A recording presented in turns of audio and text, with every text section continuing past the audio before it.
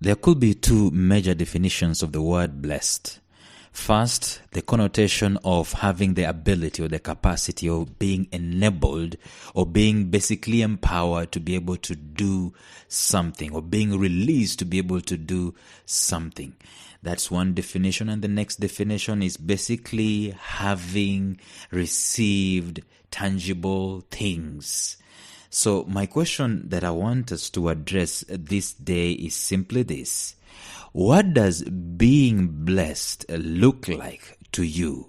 How does it feel like being blessed? I mean, when you just rise up and say these words, I'm blessed, what necessitates that to happen? And I want us to discuss that in today's podcast. So stay tuned. This is going to be interesting. Welcome to the Life Signatures podcast with Lawrence Namale. Lawrence is a life coach, author, and keynote speaker who loves to tackle different topics on purpose, productivity, and resilience. His mission in life is to awaken all your boundless possibilities available in you. Life Signatures podcast is dedicated to bring to reality every single person who knows that deep down in their gut, there's got to be more to life than this. And now, here is your host, Lawrence Namale. When you tell people that you are blessed, are you talking about being blessed metaphorically? Are you talking about being blessed in reality? Or are you just expressing an aspect of your faith? What does it mean for you to be blessed? And I know sometimes we greet one another when someone asks you, hey, what's up? How are you doing? You say, I'm blessed and highly favored. You know, what does it really mean to be blessed for you? In other words, if you were to sit down and clarify, that's the word I'm looking for. If you're to sit down and really clarify and maybe enumerate or maybe put on a piece of paper your definition of being blessed, how does it look like? What definition are you going to come up with? If you're building a house, for example, what will be the pillars of that house called blessed? What will it entail? What will be its pillars? What will be its foundation? What will be its walls? What will be its roof? How does being blessed look like to you? What does it mean for you to be blessed? And I want us to discuss this for a minute, because I think that sometimes we can be full of technical verbiage, technical jargon, spiritual innuendos, and we do not know, we do not understand, or do not have the idea in terms of the hardware of what that software really does mean. What does it feel like for you as an individual to be blessed? What does it constitute in the highest and maybe probably in your wildest dreams? If you were to dream wildly, like, I am blessed this much, what will be that much? I've been thinking seriously about that, and there's a time that I was really in a serious mood or mode of reflection and meditation, just going through my life and looking at what my life has been, what my life is, and what my life could be. And frankly, I believe that this is one of those things that we need to be doing, because it normally gives us perspective when we wake up tomorrow, the following day, to work or to pursue this and to pursue that. We have this anchor, we have this core, this perspective that we are using in order to do those pursuits. And I believe honestly that without us having this kind of reflection, this kind of knowledge, this kind of why, this kind of determining why we are existing, why we are living, what's the purpose of it all, life becomes such an empty thing. It becomes like an obligation. You're obligated to pay school fees, you're obligated to pay rent, you're obligated to pay whatever hospital bills, you're obligated to pay for food and so on. And end up living an obligated life for the rest of your life until you expire. And yet I believe that there could be something better in life that you could aspire for, instead of just existing without having this kind of internal knowledge, this intelligence, this locus, this kind of direction that comes from our hearts. And believe me, this is as personal as it can get, because your kind of blessing or your kind of thought about how a blessing looks like, it is totally different from what I feel will be my blessing. And that's why this question is personal. What does being blessed look like to you? Have you ever thought about that? Have you ever taken a minute or a second? Have you ever taken a day to really sit down and ponder about that question? In life, questions are answers. The clarity that we receive from life will come to the degree that we are daring to ask as many important and critical questions as possible. And this is one of those questions that seems to be an easy, ready-to-go question that you can really easily answer. But it is absolutely core, it is absolutely critical for you, because it is personal. This is not a right and wrong answer, because someone might tell me, for them to be blessed, it looks like they must have a yacht somewhere, or for them to be blessed, they must own a business, or for them to be blessed, they must be on vacations every summer. I cannot take that from them. I cannot for any minute take that from them, because to be blessed, the way you look at it, it is a personal thing. It is personal. That's why when you go before God and you say, God bless me, what exactly are you telling God to bless you with? Add you one more shilling? Add you one more pound? Add you one more whatever it is that you need in your life? What does it look like to be blessed to you? How clear is it? And I believe that if we are to really live a life of purpose, if we are to come to that level where we are living a life of things that matter to us, a life of meaning, it will be directly proportional to us having an answer to this question. So I remember one day sitting down and having some nice background music playing and just pondering about life itself. Of course, with this gratitude of where I have come from, those days that I was sick and I didn't die, those days that I had problems raising money for school fees and I overcame those days that there was no food to eat and there was no food to give to my family, and we overcame that. And those days that I lost a job and I went around not knowing what my future had. In fact, those days that I didn't even have a job to begin with, I just was reflecting and also reflecting on those breaks that life has given me. When I got a job to be an expatriate, when I bought my first car, when I got married, when we welcomed our child and so on, when I traveled outside of the East African region to West Africa and stayed there, just reflecting on the gifts that God has given me, the gift to inspire people, just reflecting on the purpose that God has given me. I was asking myself the same question when all this was going on in my mind. I was asking myself, what does it mean to be blessed?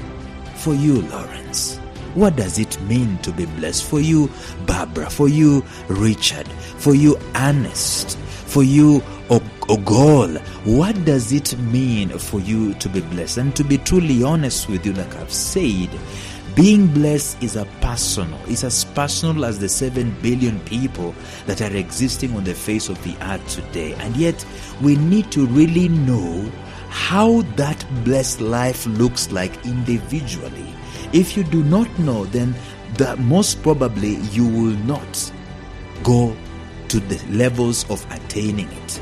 If you do not know what being blessed looks like, how will you be able to identify it when it arrives? And by the way, it's not going to arrive. A blessed life is not something that arrives.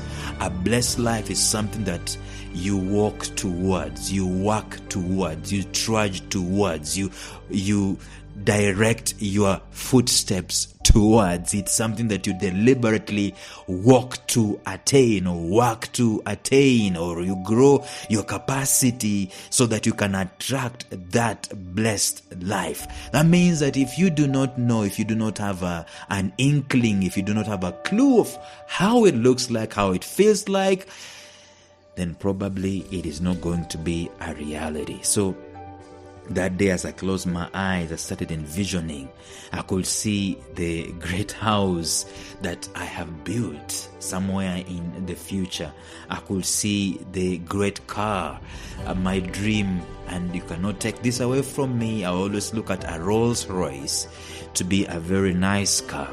So the house is built, the Rolls Royce is out there. I could see myself flying from one continent to another, inspiring hope, enriching lives worldwide, speaking a word in season to those people who are weary, enabling people to have these blinds removed from their eyes and the darkness of ignorance about their purpose, about their potential, about their meaning in life, about their productivity, about their resilience, removed from their eyes so that they can be able to rise up and live a life of glory, that they are living life to the fullest extent of the Creator intending for them to experience. I saw myself with hordes of cash in my accounts that I can easily access. That was so easy to have tangible things come to mind, And then as I continued, I got even deeper to a more meaningful state of being, because you need to ask yourself, well, after those tangible things have happened, is that just about it? That's the same thing we were asking us in the previous episode. So once you have acquired the $1 million, is that it? What next? Once you've acquired the car that you think that is the blessing, once the Rolls Royce has come, what next? Once the house has been built, and by the way, all those tangible things that you do desire and you have them documented, let me tell you one thing, they are going to come to pass one day. They are going to be a reality. But I want us to consider, if we go a step further, is that it? What do you do? So as I continued, I got even deeper to a more meaningful state of being blessed. See, I saw myself with my kids retracing my steps from where I had come from, just taking a journey with them and explaining to them where I have come from, how I have gone through life. I saw myself taking them to the village well where I used to draw water in some kind of hardship every single day, how we used to long for the rain to come so that we can gather water in a drum and have some reprieve from having to go to fetch water down in a slippery hill. And I remember seeing myself recounting the ordeals of pain, the ordeals that we had in the village, also some fun, some triumph at several locations, how we played with one another and how we had fun with one another. I saw myself telling my kids loads upon loads of stories of my upbringing, one of them laden with several lessons, and involuntarily I just started sobbing. I don't know where that sobbing came from. It just sneaked up on me. And I remember when I was barefoot, for a half a decade, walking around in the village for more than, not even half a decade, half of my life, walking around in the village, not knowing where this life is going to take me, and even not knowing if I will ever get out of that particular place. And so at that moment in time, I was looking, my material was being accessed by people in Russia, people in Serbia, people in England, people in Canada, people in America, people in Africa. And I'm thinking, my goodness, at that moment in time when I was walking in the village barefoot, a small boy, not knowing what kind of life my life is going to be like. So I was thinking of what a blessed life looked like, and I was looking at my impact at that moment in time, and I was asking myself, is that what a blessed life looks like? I saw myself passing these lessons of life to my children, and I remember recounting to them, what our parents did to us or did for us, and how they disciplined us, how they meant well for us, even though we did not really love how they approached their parenting. And I remember in my thinking and in my envisioning telling my children that probably you feel the same way about me, but you should know that I mean the best for you. Then I came back to the present from that moment of visualizing. I came back to the present and I started to realize what a blessed life looks to me. And for me, I don't think there is anything that is going to be greater than what I'm just about to tell you about my blessed life. And I'm insisting again that this is not the secret. This is not something that I can sell to you as a secret, and I've talked about this in a previous episode. This is me, this is personal. What a blessed life looks like for me. Number one, when I have this awesome privilege to have a world-class marriage with my bride. It is one of those things. Let me tell you, marriages in the face of the earth today are the biggest danger. As I speak, very many marriages are crumbling, or they're just surviving by the threads.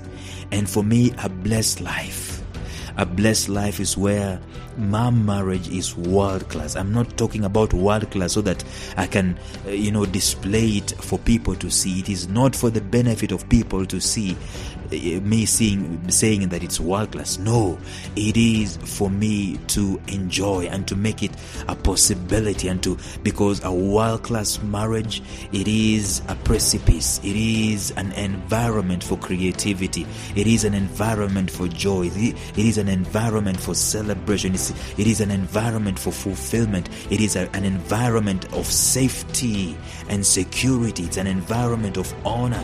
It is an environment of intimacy. There are very many things you can be able to get out of a world-class marriage that you can only put the word blessed on it. You cannot put any value to it, any attachment of a tangible value to it. The only way you can exclaim is, Lord, I am blessed. So for me, that is one. The second thing is this privilege to steward my kids to be mighty in the land.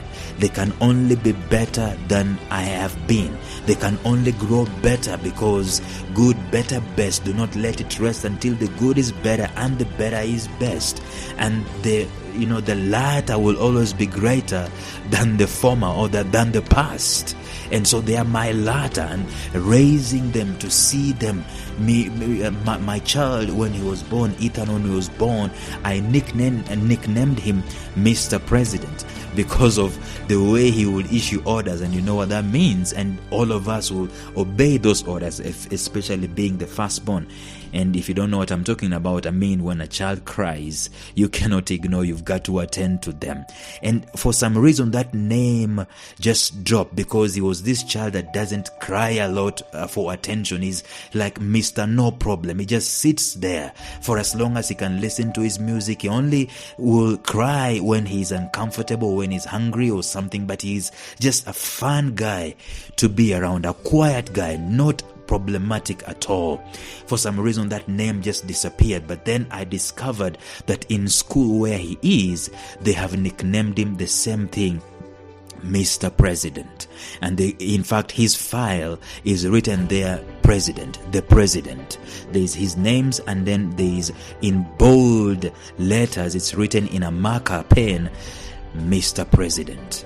And my blessing, the life of blessing for me will be to raise these kids to the fullest extent of their potential, that they can be mighty in the land. There's a scripture that says, I think in Psalms 112, that my children are mighty in the land. So for me, a blessed life looks like that. And then thirdly, the privilege to have a home. I've already talked about this, a home full of love, a home full of care for one another, for a whole form of laughter, a home full of joy and peace. And number 5, when I have this opportunity to make a difference in the lives of others. That's how a blessed life looks like to me. Number 6, when I have this privilege to help people not only to dream but to achieve their dreams, and especially children. And then number 7, when I have this awesome relationship with my Maker, with my Creator, with my God. To me, there is no blessed life other than what I have just shared with you. To me, that is the perfect life signature. Notice that there are no gadgets mentioned here, because I mentioned the Rolls Royce and I mentioned the house, but you see, when it comes to this settling of a blessed life, really when you go deeper and to excavate what a blessed life really does mean, there is no gadget there. There are no things there. The things that are there, it is just there are two things mostly. Relationships, a big part of it, a big part of me. For me to experience a blessed life, a huge part is relationships. And the second thing, values. That to me is the evidence. When I see my life has espoused the values, and when I see the relationships that have been created or improved or managed or celebrated or made better, those two things are the hallmark of what a blessed life is to me. And I'm willing to bet $1,000 that if you looked deeper, if you took some time and really meditated and looked deeper, you will also realize that a blessed life for you is devoid of gadgets. The gadgets and all those things that we are scampering for in life, sometimes we kill for them, sometimes we cheat for them. A blessed life is devoid of those things. That tells you that at times we don't go deeper to look at the meaning of life before we can start living the life itself, or we can start pursuing the life itself. Why am I saying this? Because I know that in your life you desire to have a laptop, for example, and it was the biggest object of your desire in your life at that moment in time. And then guess what? The laptop came. What happened? Were you satisfied? Were you fulfilled? Yeah, temporarily there was this fulfillment, but then you desired something else, something better. You desired the car, it came. You desired the motorbike, it came. You desired the marriage, it came. You desired the house, it came. You desired things, they have come. And guess what? You are still desiring more things. It tells us that things are not necessarily the holy grail of fulfillment. Things are not necessarily the holy grail, the SI unit of what a blessed life is. I submit to us that a blessed life is composed of two major things: impact in relationships and integrity in values. If you can have those two things on a consistent basis, honestly, you can salute this life and say, I have lived a full and blessed life. So I know you might be asking, how can I know what my blessed life looks like? I think I've already shared with you. I think you need to start where you are. You need to document all your dreams, and it doesn't matter whether your dreams being documented are in terms of tangible things or intangible things. In fact, the more you document the tangible things to begin with, the better, because it gives the creativity, it keeps the hope, it keeps the excitement of living alive. But then once you've done that, make it a habit to reflect and to visualize and to meditate upon them as you already have just done. But then make also a habit of going deeper. Go deeper and ask yourself, what do I really want? Why do I really want these things? Why do I really want to have 1,000 followers on Twitter? Why do I really want to have 10,000 likes on Facebook, on my podcast? Why do I really want to have 200,000 people listening to me and downloading me? Why? Why is the reason? Why do I really want that? And think about it. Don't escape that question. Don't run out without having an answer. Don't rise up without having an answer to that question, because that is where it really is. That is where the rubber meets the road. Then you repeat this process over and over and over again. And then when you start having those moments of deep appreciation of life, those moments where you cannot be able to attach, those moments where you cannot attach some tangible value to the blessing of life, that's when you realize that, wait a minute, a blessed life for me looks like this. Remember, once you've done that, chances are that you've actually arrived on what your purpose in life is. A blessed life is personal to everyone.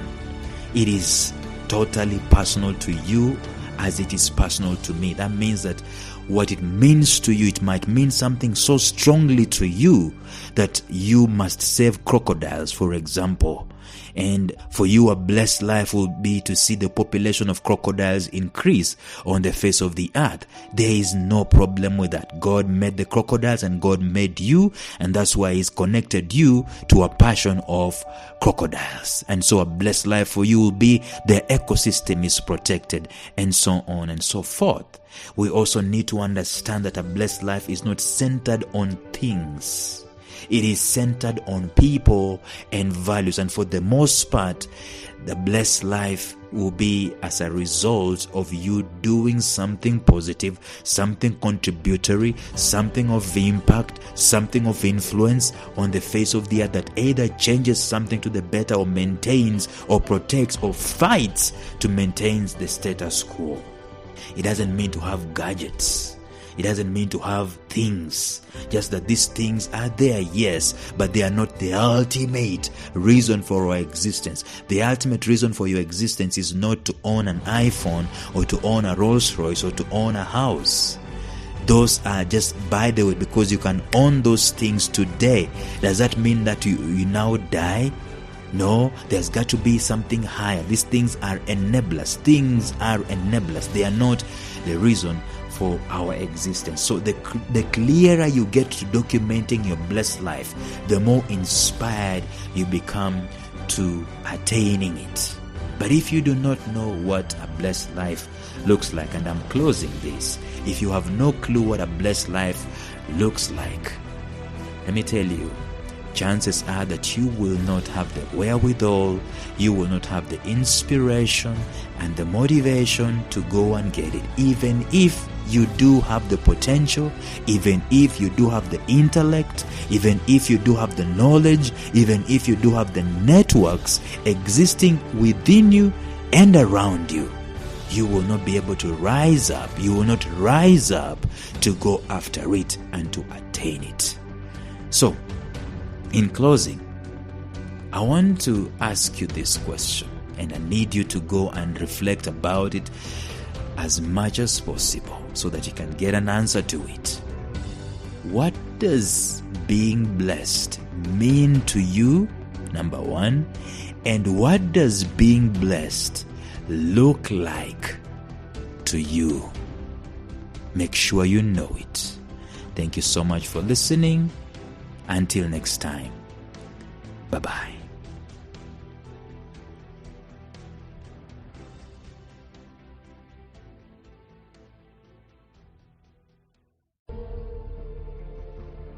Thank you for listening to Life Signatures Radio. If you enjoyed today's show, subscribe to Life Signatures Radio on iTunes, Stitcher, or visit our website at lifesignatures.libsyn.com. Life Signatures Radio, fresh, clean, and inspiring.